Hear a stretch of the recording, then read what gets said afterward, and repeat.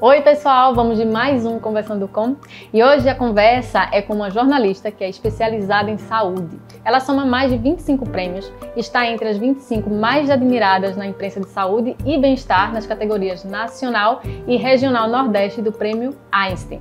Trabalha para ajudar as pessoas a compreenderem o mundo da saúde e nesta pandemia ela teve um trabalho muito mais que fundamental. Hoje nós vamos receber Cíntia Leite. Muito bom ter você aqui hoje, queria muito te agradecer, viu? André, o prazer é todo meu. Também quero agradecer, muito grata por estar aqui, porque eu admiro muito o seu trabalho. Ai, que coisa boa! Muito mais, não só apenas o seu olhar, mas a sua sensibilidade para captar momentos especiais. Então, muito obrigada por estar aqui. Obrigada. Eu queria também já aproveitar aqui, né, te agradecer também pelo trabalho que você tem feito, porque realmente tem feito a diferença na vida de muita gente. Então, te agradeço mesmo, porque eu sei que é realmente importante. Mas vamos lá, né? Eu imagino que nessa pandemia, tua missão, ela teve um peso ainda maior, né? De toda a informação que você pôde passar para as pessoas, né? Então, conta pra gente como é que está sendo fazer parte de tudo isso, no meio da pandemia. Pois é, a pandemia da Covid se resume para mim em vários momentos. Desde o começo, quando a gente começou a escutar os casos na China, acompanhar os casos na China, e aí os primeiros rumores com a entrada do vírus no Brasil e depois as confirmações. E de lá para cá foi um trabalho muito grande. É um trabalho muito intenso e ao mesmo tempo a gente tem que ser muito cuidadoso com as informações que nós compartilhamos. Por quê? O jornalismo ele tem um papel social e quando nós pensamos na comunicação em saúde, esse papel social no momento de pandemia exige um cuidado mais intenso ainda. Por quê? A gente tem que ter cuidado ao passar uma informação, ao titular um texto para não gerar pânico, não gerar ansiedade, porque as pessoas já assim, né? Isso, a gente tem que estar atento aos mínimos detalhes. Então, cada palavra que a gente fala, cada palavra que a gente escreve, tem que ser tudo pensado com muito cuidado, porque nós precisamos exercer a empatia enquanto a gente está exercendo o nosso trabalho. Pensar no outro que está consumindo aquela informação, independentemente do veículo onde essa informação vai ser divulgada. Então, é um trabalho bastante cuidadoso e nessa pandemia esse cuidado ganhou mais força. Eu imagino que também foram várias fases, né, durante todo esse processo. Desde o começo até aqui a gente teve... primeiro se passa esse tipo de informação, esse tipo de orientação, daqui a pouco já não é mais. Então, assim, tinha realmente que investigar bastante, imagino, né? Isso, porque o conhecimento, a ciência foi sendo construída ao longo da pandemia. Aprender então, a dirigir o carro enquanto ele está andando, né? É exatamente isso. Então, uma coisa que a gente informava há um tempo já não vale mais hoje. Um exemplo do uso da máscara, por exemplo. Logo no começo se dizia, não, as máscaras só devem ser usadas por profissionais de saúde. Isso, verdade. E logo depois, todo mundo tem que usar máscara e realmente é extremamente necessário. Eu lembro também que não podia usar só a que fosse cirúrgica. Não, já de tecido também funcionam bem. Então foram realmente vários momentos da pandemia, né? Então imagino que foi trabalho. Né? Muito trabalho. Você também teve Covid, né? Como é que foi viver? Como é que foi a jornalista paciente? Como é que foi isso? Então, foi bem difícil, né? Eu fico bem emocionada quando eu lembro, porque eu recebi o diagnóstico da Covid, eu fiz o teste da Covid e recebi o diagnóstico no mesmo dia. E foi o dia em que eu estava fazendo 40 anos. Então, para mim, aquilo marcou bastante. E não apenas eu adoeci. Adoeceu o meu marido e o meu filho, que embora o resultado tenha dado negativo, se imagina que foi um falso negativo, porque ele teve todos os sintomas. Mas eu fui internada, não só tive Covid e fiquei em isolamento domiciliar. Eu fui internada, então eu vivenciei essa questão do diagnóstico, do medo e principalmente das incertezas. Eu lembro que quando eu entrei no andar para ir até o quarto, eu fiquei bastante emocionada porque eu não sabia o que iria acontecer comigo. A gente não sabe. Exato. É uma loteria, né? Tem pessoas que passam ilesas e outras têm um desfecho bem negativo. Então, isso que mais me angustiava. Agora, sim, no segundo dia de internamento, eu acho que eu tive um insight muito interessante que eu fiz. Eu preciso de um psicólogo.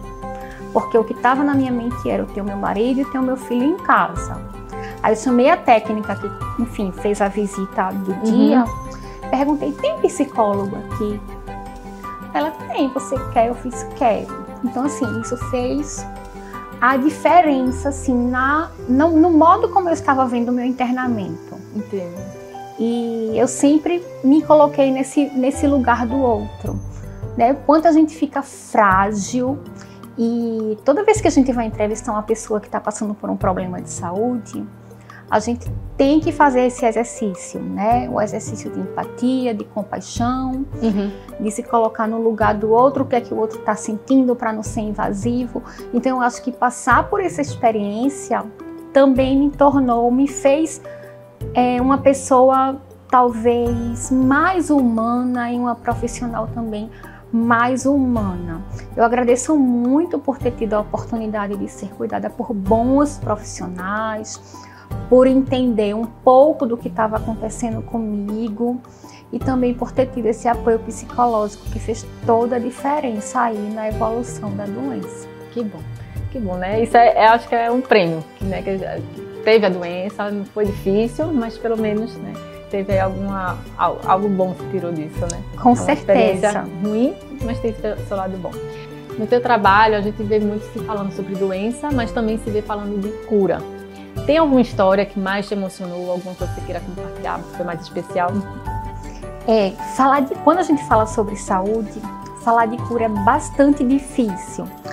E a gente tem ouvido muito falar nesse tempo de Covid, quantos pacientes foram curados, né? Eu gosto muito de falar quantos estão recuperados, porque sempre fica uma marquinha ou outra ali, independentemente do processo que a gente está passando. Então, assim, ao longo desse tempo, eu já fiz realmente, ao longo dos 18 anos, eu já fiz muitas matérias, mas uma muito que me marcou quando nós pensamos em processo de recuperação é sobre transplante de órgãos e tecidos. Eu fiz uma série de reportagens chamada Vidas Compartilhadas, em que pessoas que receberam um coração, um fígado, renasceram mesmo, né? Ganharam uma nova vida. Então, eu me emocionava muito, eu me emocionei bastante quando eu escutava histórias de pessoas que estavam sem fazer suas atividades diárias, sem caminhar, sem ir à escola, crianças também. Então, quando essas pessoas me falaram que ganharam nova vida graças ao sim de uma família, né, que enfim foi a favor da doação de órgão, mesmo no momento de dor por uma perda de um parente, conseguiu salvar a sua própria vida graças a essa doação. Então, assim, isso me marcou bastante. Isso é muito tocante, realmente. Bom, saúde é uma notícia que a gente quer sempre estar, né, gosta de passar, né, mas falar sobre doença também não é uma tarefa fácil. Como é que você transita aí nesses dois lados? Não é uma tarefa fácil, é muito difícil. Logo quando eu comecei a trabalhar em redação, que é um ritmo bem intenso, e eu sempre trabalhei no jornalismo em saúde, eu comecei a estudar muito sobre o que eu estava escrevendo, porque eu queria passar a informação mais clara possível. E nesse processo, entre uma pauta e outra, entre uma matéria e outra, a gente se desgasta, a gente se envolve emocionalmente com as histórias. Eu me envolvi bastante com os casos de microcefalia relacionados à síndrome do Zika vírus. Precisei de apoio psiquiátrico, precisei de apoio psicológico. Então, acho que, independentemente do trabalho, não só no trabalho de um jornalista que lida, às vezes, com notícias difíceis, a gente precisa reconhecer o nosso limite. E a partir do momento que a gente reconhece o nosso limite, a gente sente segurança para pedir ajuda, né? Reconhecer as nossas fragilidades, a gente pede ajuda, a gente pede apoio. Então isso ajuda bastante. E eu descobri um hobby também nesse processo todo, que é lettering, né? A arte de desenhar letras. Então, eu nunca conseguia, eu sempre procurei aprender aquela prática da atenção plena, que é a gente prestar atenção no momento presente para a gente equilibrar as emoções, que se chama de mindfulness. Mas eu nunca conseguia atingir esse estágio de atenção plena. E com o lettering eu consegui. Então, assim, para mim tem sido muito bom, assim, equilibrar essas duas atividades e me fazer, assim, no momento que eu tô mais tensa, mais ansiosa, me deixar mais tranquila com essas atividades e também aproveitando os momentos que a gente tem com a família, que isso aí eu não troco por nada. Importante você perceber o teu limite, até onde você tá, o que você tá precisando e conseguir encontrar. Isso é legal, isso é muito bacana. Agora sim, se você pudesse dar uma matéria, você escolheu o tema, qual seria a notícia que você gostaria de dar assim, para o mundo, no seu momento? Eu acho que eu queria muito, como a gente falou de cura no comecinho aqui, né, no meio do nosso bate-papo, gostaria muito de repente anunciar a cura de algum problema que a gente está vivendo, de repente a cura da Covid, né, ou então do câncer, que a gente sabe aí, centenas, milhares de pessoas enfrentam essa doença a cada ano, diariamente. A gente sabe a carga da doença, o peso, mas sempre lembrando, né, quando a gente fala de cura em relação à saúde, medicina, ciência, é muito difícil, mas deve ser muito bom anunciar a cura de algo que seja muito doloroso para a humanidade. Queria te agradecer, foi muito bacana a nossa conversa, muito grata mesmo, viu?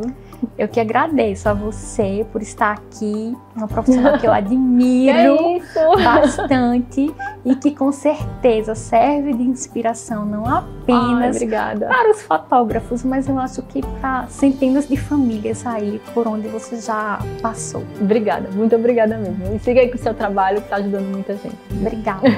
É isso, gente. Um abraço para vocês que estão aí. A gente se vê na próxima semana de novo, tá bom?